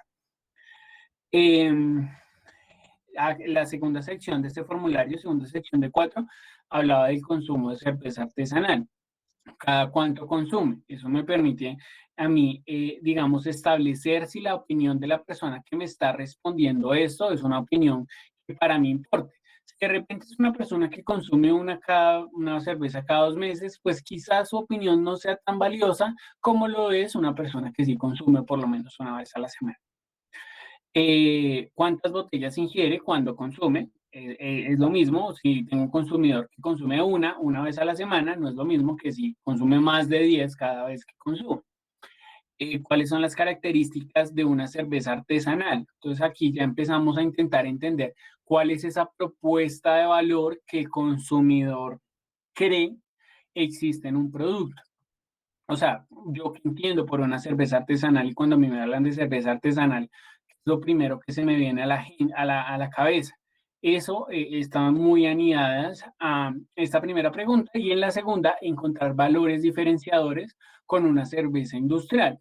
Entonces, esas dos preguntas querían en su momento pues establecer esas diferencias. Acá en la pregunta de arriba, encontrar en la sección otro, tengan cuidado cuando permitan tener esas opciones de texto en instrumentos que pretenden ser masivos, porque procesar el texto se vuelve complejo. Lo que habitualmente se tiende a hacer, por ejemplo, son nubes de palabras para ver la recurrencia de esas palabras que me dicen a mí cosas, pero igual son difíciles de procesar. ¿Qué marca de cerveza artesanal prefiere consumir? Acá hablamos del conjunto de bocado. El conjunto de bocado es esas marcas que así yo no las consuma, se me vienen primero a la cabeza y me habla de las marcas que están haciendo bien su trabajo. Por ejemplo, si yo digo gaseosas, el conjunto de bocado es las primeras 5 marcas de gaseosas que se me vengan a la cabeza si yo no consumo gaseosa. Eso me habla bien de la publicidad que están haciendo esas marcas y podría darme un referente de qué estrategias de pauta usar según la competencia. En la sección 3 y 4 seguimos hablando del consumo artesanal. Aquí ya hablamos de un consumo evocado, impulsado, que es cuando yo ya pongo marcas sobre las cuales me quiero comparar. Quiero ver si la gente conoce estas marcas, pero a pesar de que las conoce, no están en su conjunto evocado de primera mano. La ocasión de consumo, cuando consume en compañía de quien está, es en compañía de quien está. Se mezcla, aquí encontramos un error, digamos, una sección del formulario que tiene muchas cosas. Aquí pasamos a una pregunta tipo Likert. Las preguntas tipo Likert son también métricas, si no somos netamente puristas, podrían ser categóricas o podrían tratarse como categóricas o como métricas, porque pues igual uno acá tiene cuantificados, pero también tenemos categorías. Acá, por ejemplo, usamos categorías del 1 a los 5. Según lo que ustedes pregunten, pueden optar la opción de si usan esta de las tipo Likert, ustedes las han conocido muchísimos, es evalúe tanto a tal número donde tanto es tanto y 10 es lo más, por ejemplo. Entonces, según lo que ustedes están preguntando, si ustedes quieren conocer, por ejemplo, una posición de las personas frente a algo, o sea, que o no les gusta o les gusta o tienen una tendencia hacia, los números pares son más convenientes que los impares. Digamos, por naturaleza se ha demostrado que nosotros, cuando como que algo como que no nos gusta o nos gusta y no lo tenemos tan claro, tendemos a poner el número de la mitad. En este caso, un número impar nos servía para conocer ese tipo de respuestas, pero les digo, pues este dato para aquellos casos en los que ustedes quieran conocer una tendencia hacia un lado o al otro, usen números pares. Los criterios de calificación según que rodean a la cerveza, cuando digamos lo que está alrededor de la cerveza. Y por último, terminábamos con preguntas asociadas a dónde las compraban, en qué presentación las compraban y según dónde las compraban, cuál era su disposición a pagar. La hipótesis acá era que las personas que las compraban en un supermercado o restaurante tenían una disposición a pagar más baja que si, por ejemplo, estaban en un pub, un bar o una discoteca. Y también terminábamos con un sustituto. Algunos errores que queremos socializar con ustedes frente a este instrumento. Ustedes se dan cuenta que es un instrumento largo, es extenso, se quieren medir muchas cosas. Eso habla de que el objetivo quizás o no era tan claro o quería ser supremamente exploratorio. pero en términos pues, de respuestas se tuvo una cantidad significativa de respuestas. Listo, eso es, digamos, en términos generales, un instrumento cuando se hace un cuestionario o una investigación por encuestas. Importante que es relevante, por ejemplo, cuando, y si no lo saben, que averigüen cómo hacerlo, usar un método estadístico para definir el tamaño objetivo de la población. Hay métodos estadísticos que, de acuerdo con características muy propias de la muestra que ustedes quieran examinar y el tamaño de la población, me determinan cuál es el tamaño de la muestra para que lo que yo tenga sea estadísticamente significativo. Acá tenemos una entrevista que es un mix entre una entrevista y un focus group. Fue esto, y eso habla de un instrumento mal formulado también para esta cerveza artesanal de Medellín. Pero cuando yo hablo de entrevista, pues lo primero que yo debo tener en cuenta es establecer mi estructura de entrevista. Hay tres estructuras de entrevistas. Una pirámide, que si ustedes se imaginan una pirámide, pues inicio por una punta, que es algo muy específico, y después me empiezo a hablar, a expandir, intentar recabar información, parto de algo que me genera mucho interés y después voy buscando como esas posibles causas. Un rombo en el que inicio por algo muy particular, me voy abriendo, recojo información, pero después entonces empiezo de nuevo a centrarme en algo muy particular. Y una pirámide invertida, pues que es el caso contrario a la pirámide, en el que parto de algo muy general y termino en algo muy específico.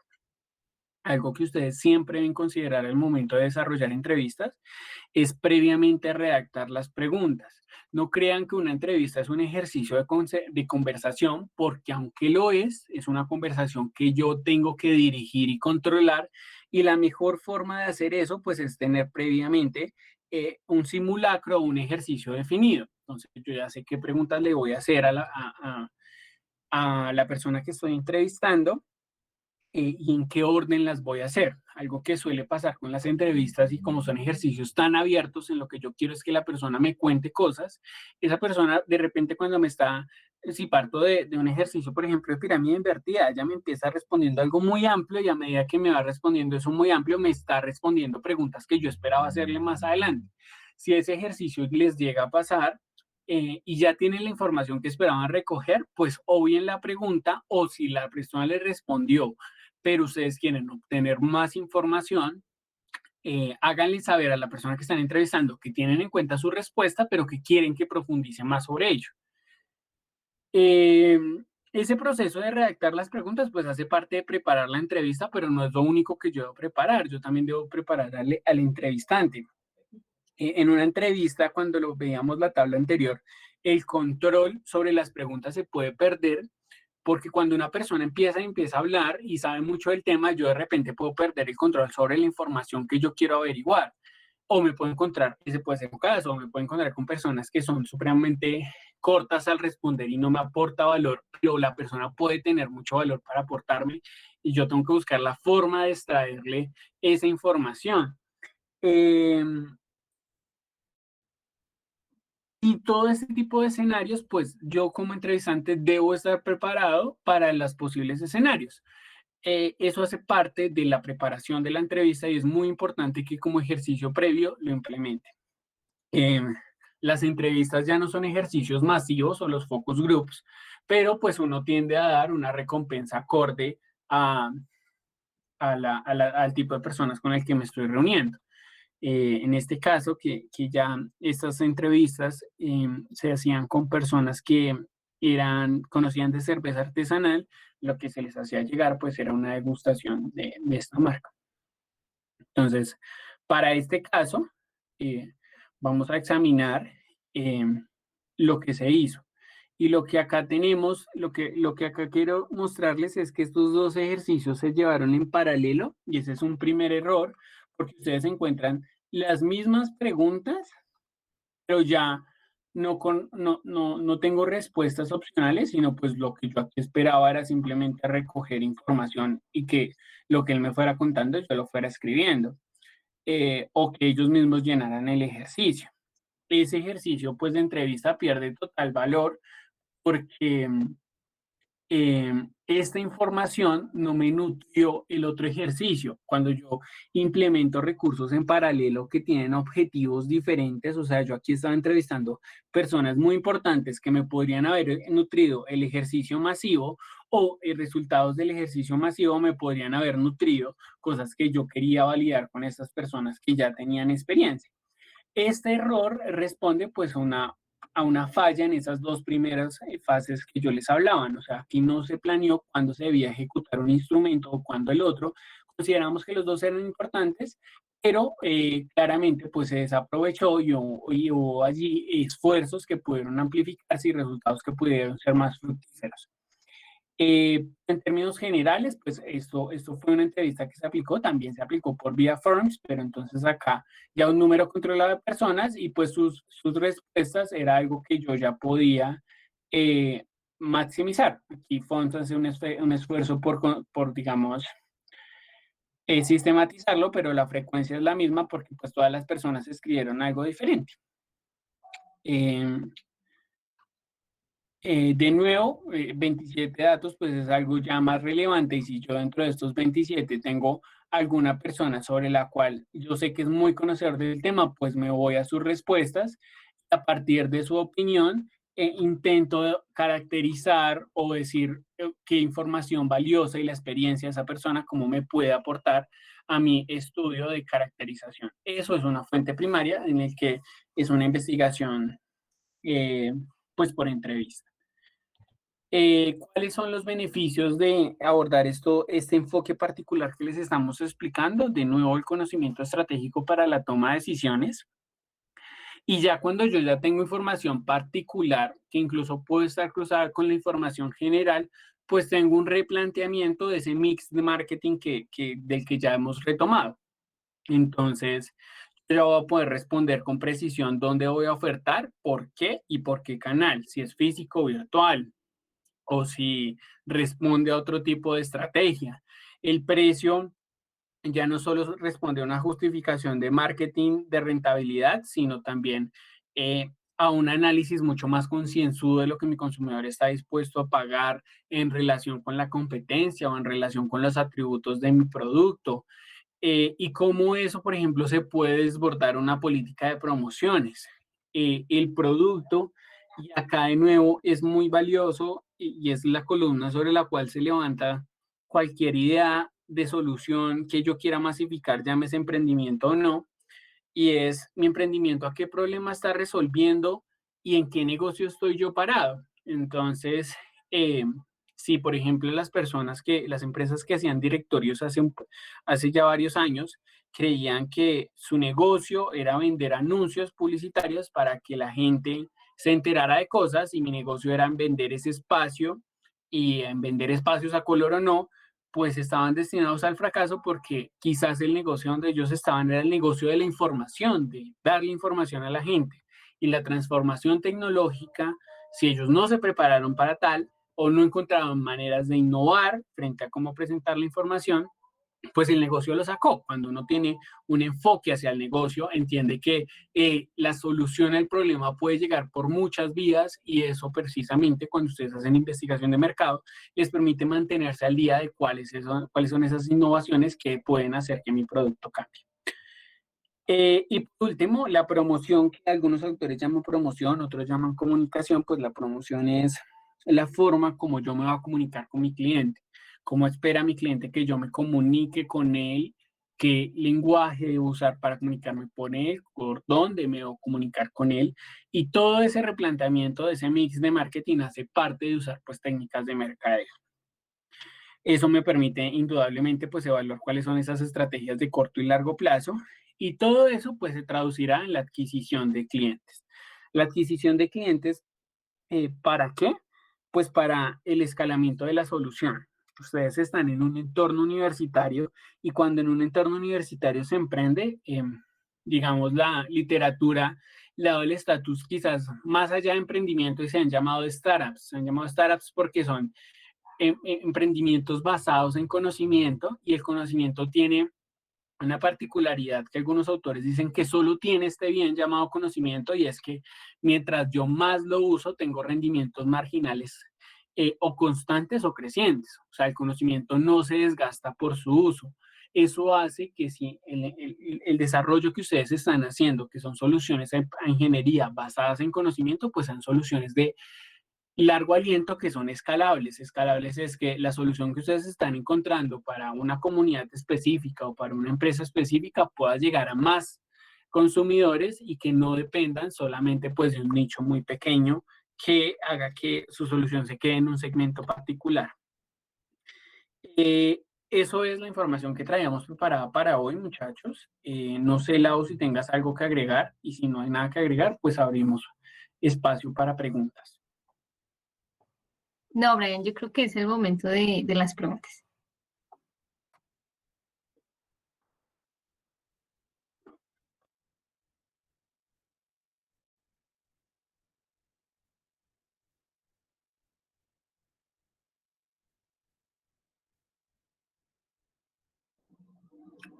Igual, muchachos, si a medida que revisen la presentación o cualquier instrumento, ustedes surgen alguna pregunta a través de Lady o en el correo de mentor que encuentran acá más adelante y que queden en la presentación, no duden en contactarnos y cualquier cosa en lo que les podamos ayudar.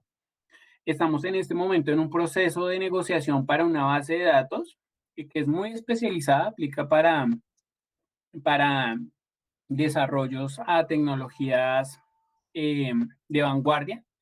Entonces, no sé, por ejemplo, si la solución que ustedes están proponiendo es a partir de un nuevo material, ese tipo, la base de datos que estamos adquiriendo les va a permitir tener información secundaria del comportamiento de ese mercado. Asociados a salud, nanotecnología, lo que se puedan imaginar que es conocimiento tecnológico de vanguardia, estamos adquiriendo una información, una base de datos que provee esa información. En el chat, Brian nos pregunta Valentina, ¿de qué forma se aprovechan mejor las entrevistas con expertos? Pues Valentina, digamos que cuando tú tienes una persona experta en un tema, digamos, se aprovecha muy bien cuando tú identificas sobre qué aspectos tienes mayores falencias o tienes mayor necesidad de información y ese experto te puede aportar información. Entonces eso hace parte del proceso de preparación de la entrevista. Si yo sé que esa persona es experta por X o Y motivo, ese nivel de expertise en qué se asocia a las necesidades que yo tenga frente a un emprendimiento o frente a un problema de mi emprendimiento. Entonces es a partir de la identificación clara del problema que yo tenga y cómo lo asocia a ese nivel de expertise que debo formular las preguntas para aprovechar pues al experto o la experta.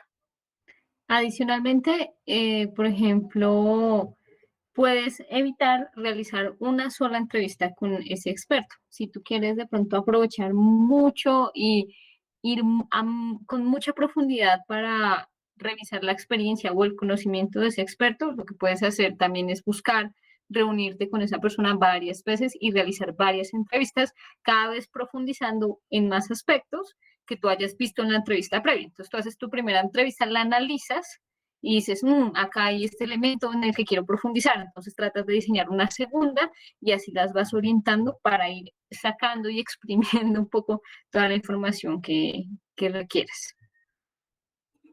Yo tengo una pregunta asociada a esos temas. ¿Puedo? Sí, claro, adelante. Respecto a el acceso a la formación o a la información y el acceso a las personas, a estos expertos que pueden asesorar mejor estas iniciativas, ¿qué se está haciendo para que estas cosas lleguen a una realidad como la del campo colombiano?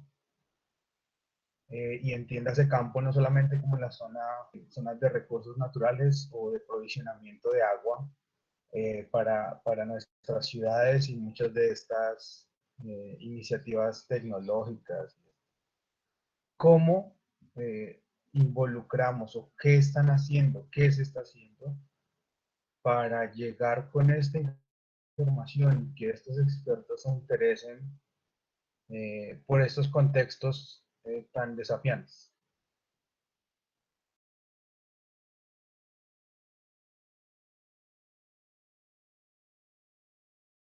Listo, yo me voy a tomar la palabra, Brian, te pido que me complementes después. Si entiendo bien la pregunta, es un poco cómo vincular a expertos a contextos desafiantes y qué se está haciendo para vincularlos. ¿Sí estoy en lo correcto? Lo pongo más sencillo. Por ¿Esto de qué le sirve al contexto colombiano? O sea, ¿cómo llegamos con esta, para que le sirva, qué debemos hacer para que esto le sirva al contexto colombiano? Y para cuando te que, refieres a esto, ¿es al trabajo sobre el que estás realizando el emprendimiento o la solución al problema que estás desarrollando en el marco del TPI? ¿O esto es que puntualmente? Eh, el, el marketing con Insight Vision y las bases de datos súper especializadas con la provisión de datos que eh, no están siendo analizados y que a los que si tienen acceso solamente entenderían y les sacarían el provecho personas como ustedes, por ejemplo. Pero para el ciudadano de a pie, el que está en la informalidad, en donde sea cualquier parte de este país, que es en donde está el mayor potencial de cambio y de mejoramiento de las condiciones básicas de vida, ¿esto cómo les está llegando? ¿Esto cómo les sirve a estas personas? bueno, yo ahí me voy a tomar la No palabra, veo, Brian. no veo dónde está llegando esto para esto. Pero sí existe la conexión. Por ejemplo, claro, uno piensa en el mercadeo muy orientado hacia el mundo de las empresas y las grandes corporaciones, pero estas ideas del Insight Vision, de conocer a profundidad a las comunidades, de conocer su mundo simbólico y cultural, también sirve para entender y asegurar el éxito de proyectos que tengan una naturaleza social o que sean de innovación social. Está el ejemplo que yo les ponía de esta semilla de maíz en México. Sí, lo que se buscaba en este caso no era una visión netamente empresarial, ni como beneficiar a grandes corporaciones. De hecho, era un ejercicio que iba en pro de una comunidad, pero por falta de entender estos elementos, eh, fracasó. Y en esa medida, pues uno puede aplicar estas técnicas del mercado, no necesariamente en el mundo corporativo, pero sí en el mundo de la gestión de proyectos. Sí, proyectos que tengan precisamente esa naturaleza o que busquen generar cambios a nivel social o a nivel de la ruralidad en el país. Ahí es donde yo la conexión.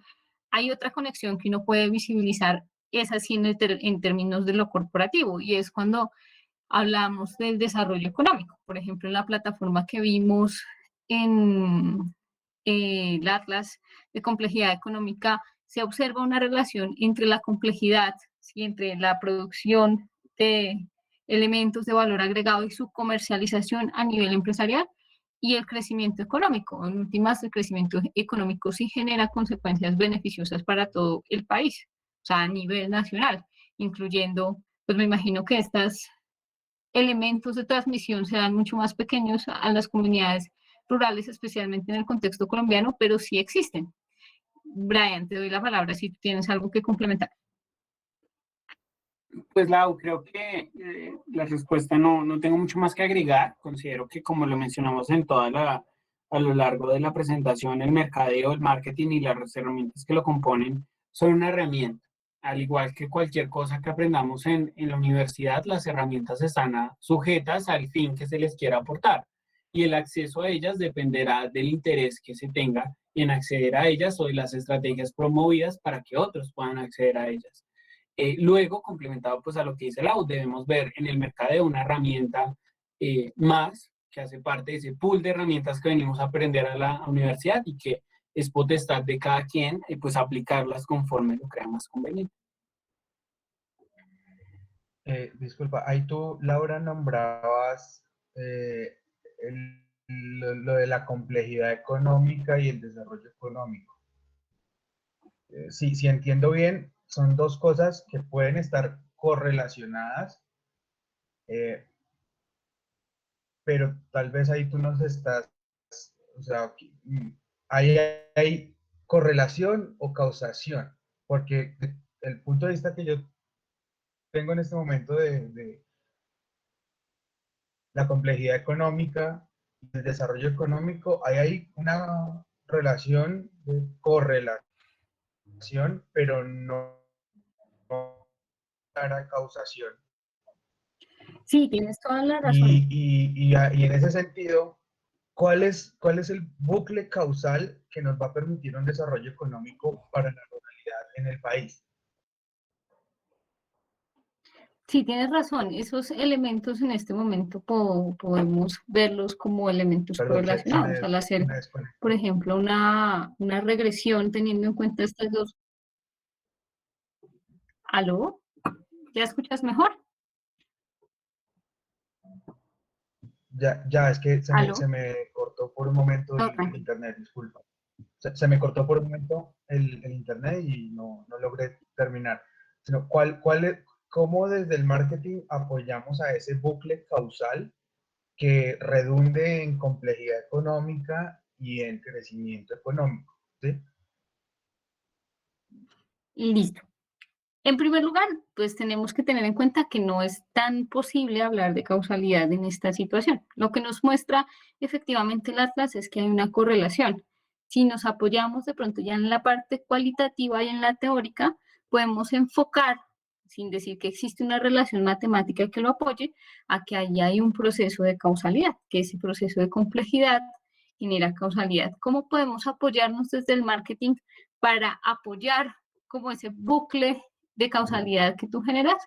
Pues mi opinión personal es precisamente lo que nos permite este tema de la complejidad económica es visibilizar puntos de oportunidad.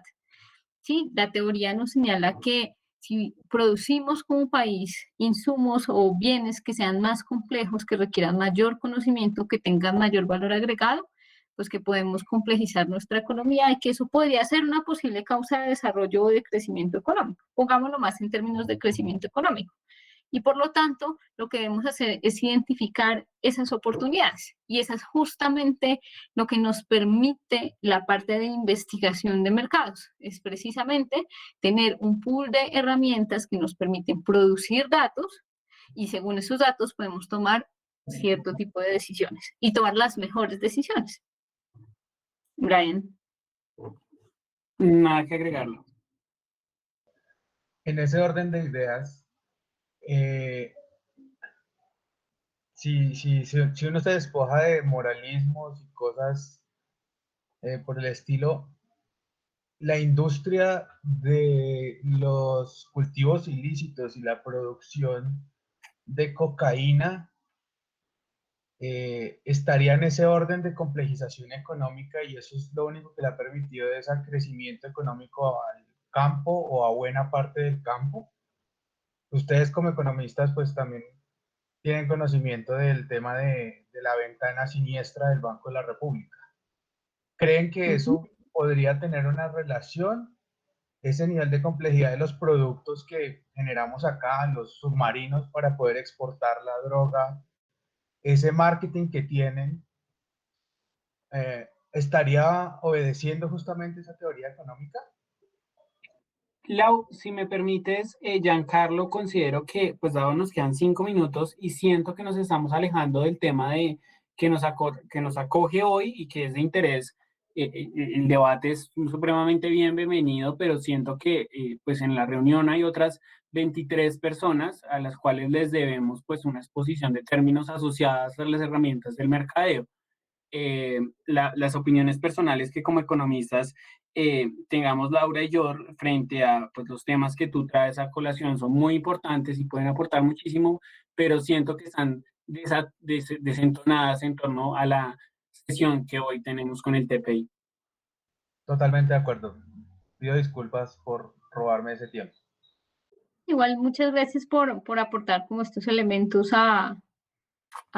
de debate para que todos reflexionemos, por ejemplo, acerca de esos elementos que son bien valiosos y en dónde caben estas metodologías o estos conceptos pues en otras realidades, ¿no? Que son muy propias de nuestro país. Entonces sí es un elemento importante para reflexionar.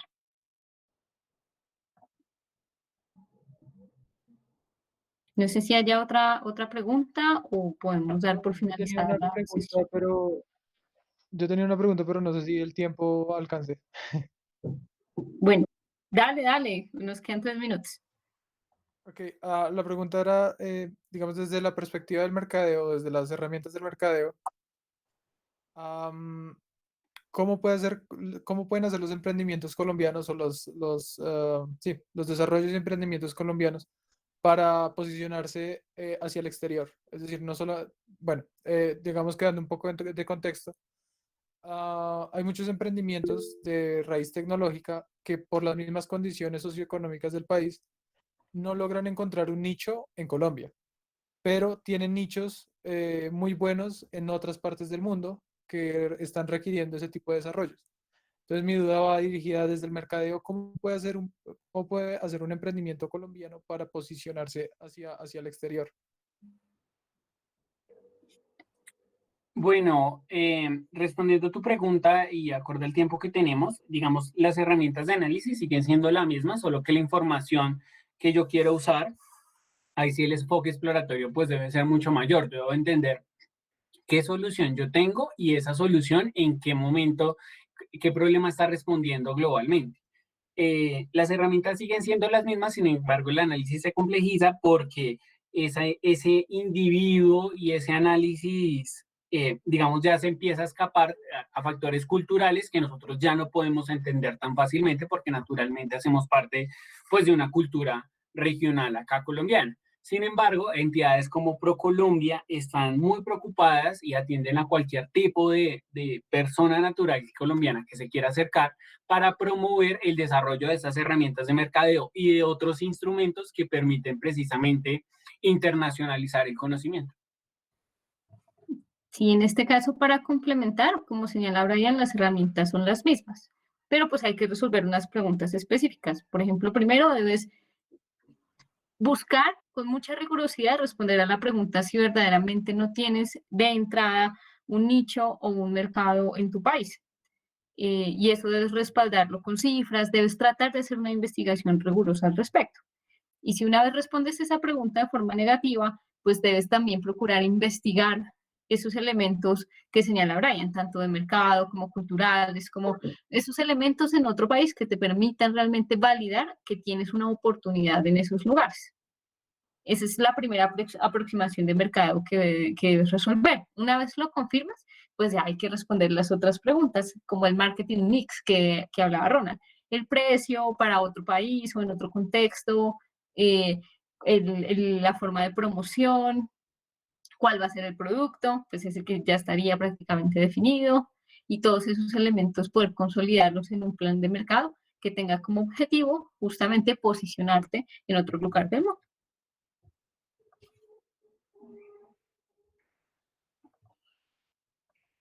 Vale, gracias.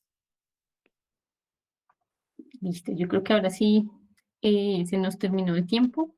Agradecerles a todos y a todas por este espacio, por haber hecho preguntas, por haber participado y para nosotros fue un placer estar con ustedes.